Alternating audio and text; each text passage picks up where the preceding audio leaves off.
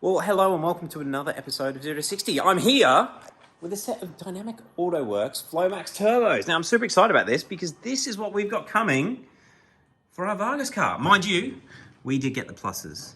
These ones are just the maxes. This is actually going on Nick's car. Nick is a 0 to 60 member. He was talking to us about what turbos to get a couple of months ago. We told him what we were doing. I kind of went through, in fact, I think he ordered these not long after I did the review on my 12 months with the China turbos, and sort of explained that the cost of the turbos becomes so insignificant. So the money you save with the China turbos, and you'll end up wanting more anyway. So after Alex the Russian's videos, this is sort of where we've ended up. Both of us, we both want the Flowmaxes over the China turbos, and this is my first look at them. I spoke to Alex before I placed my order, and he had Dynamic AutoWorks before. I don't even know if he's seen China turbos in the flesh, but he said how much better these were than OEM turbos. I've got one there, we will compare shortly. And I'm sort of impressed with them. Now, I don't want to sound like I'm not impressed. It's just I had high expectations and they're very expensive. These are like 3 times the price of a China turbo. They have to be good. And they are. The finish on everything is really, really nice. I was talking with Jake, the mechanic who's doing all the fitting on these. And he said the first thing he noticed was the wastegates are just solid. So China turbos, you can rattle them around. That's it. Like, there is no play. They have a much better wastegate setup. So hopefully the wastegate rattle will last a lot less. Actually, is that may be a high float. Oh no, it is a stock turbo. So that's a stock turbo. This is the Dynamic AutoWorks. The machine work is all very nice. Obviously, the big thing about the Flowmax is the different manifold setup.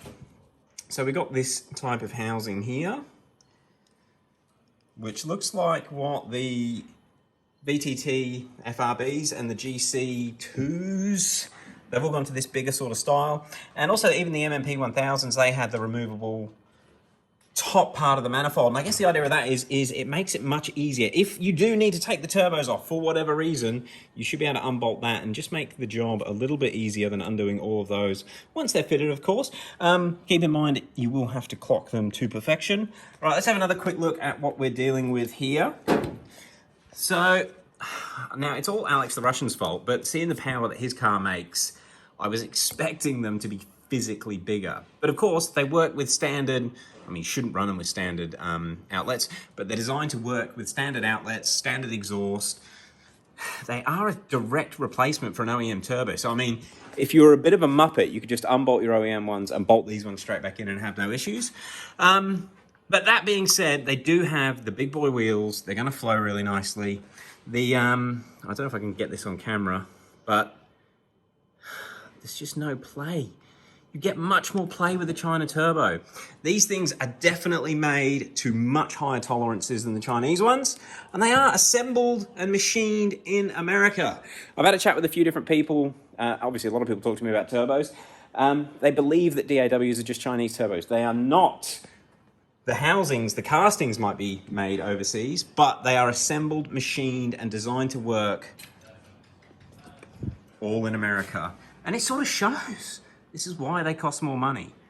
It is a very nicely put together bit of kit. Yeah. Compressor wheel looks brilliant. Keen to see how these spool. JB with the 1M, he had the 11 blade China turbos, and when they failed, he got them to send the 6+6 blade China turbos. That all come about because it seems that the 6+6 blade China turbos last longer for some reason. What we have learned is the spool difference between the 6+6 and the 11 blade is actually quite significant. Is 1M does not come onto boost anywhere near as quick with the 6 blade as it did with the 11. These ones, obviously, these have the GTX style wheel. It looks like a GTX style wheel. It's actually DAW's own wheel design. Keen to see how these things spool and how they all work. The only other thing I did notice that was a bit different to all the other turbos I've ever seen, sorry, trying to do this one-handed, we do have some modifications to the CHRA. You can see this fitting for the oil feed is actually welded on. So obviously the internals and everything are going to work differently if they've got to make that modification. And it is the same on this one. I mean, it doesn't really make any difference. It's just something that I've noticed is definitely different to the China turbos. This looks really nice. This is all completely smooth where they're divided into sections onto the Chinese turbos. Look at the thickness of it.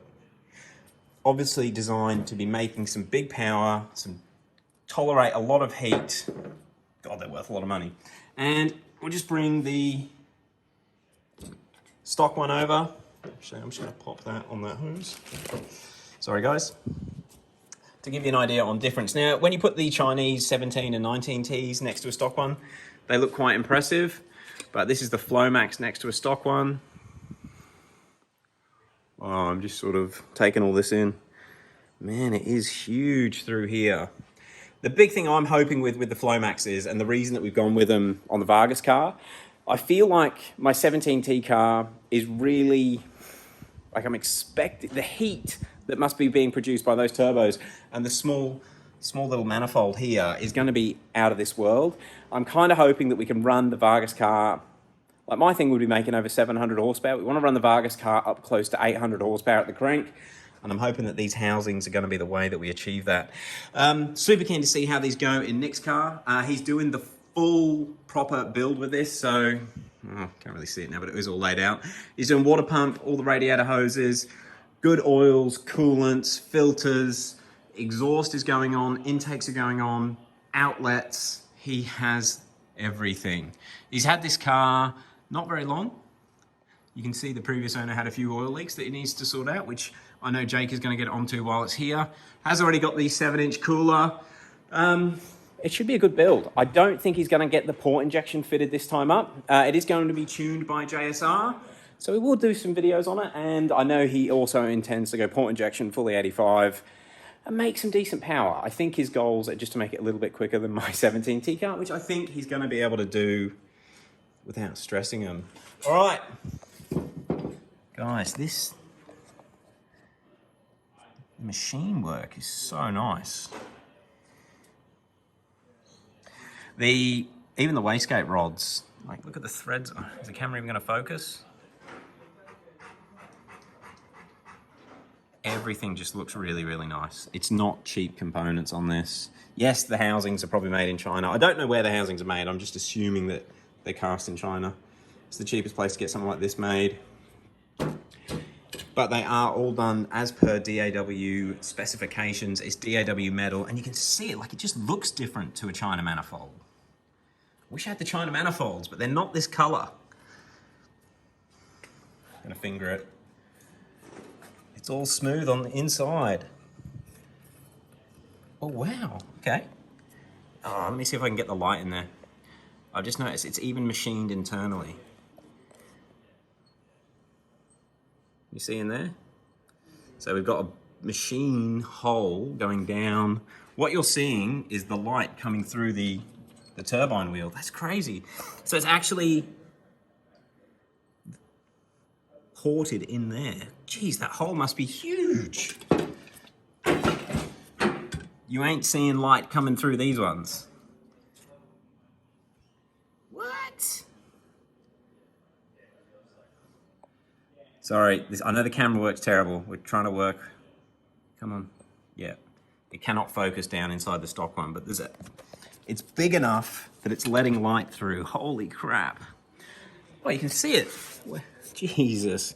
Okay, that's through the wastegate up into the actual manifold. These things, no wonder they're called Flomaxes. Wow. See, wastegate open on the stock one. Holy crap.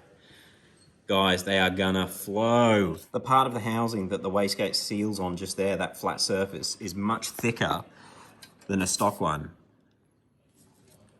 So, which means you've got a better sealing surface for your wastegate. The wastegate will last longer. Wow, all right, all right. So I've actually spent a fair bit of time talking to Sean via email. Sean from DAW. He knows we've got the channel. He wants to help out. He wants to see N54s going fast. He wants to see all cars going fast and guys just having fun. He shares a lot of his sort of theories on turbos. His big concern is why people have so many turbo failures and not servicing, not setting the cars up correctly. Like, there's guys that want to pump out, or they have the cars tuned for 700 horsepower and they're running stock rear exhaust. Like, it's just mental, and obviously it puts load on the turbos. Obviously he's put a lot of research, development and work into making these what they are. So he doesn't want to flat out tell me all the good points about him, but seeing him in the flesh, I can see why he's so proud of him, why he's a bit secretive of what he's done, and why Alex the Russian is making so much power with his, and his car's going so fast. All right, that'll do. Thank you very much for watching. Flomax car in Australia, number 2. Looking forward to seeing it all done. Thank you very much for watching, guys. We'll catch you on the next one.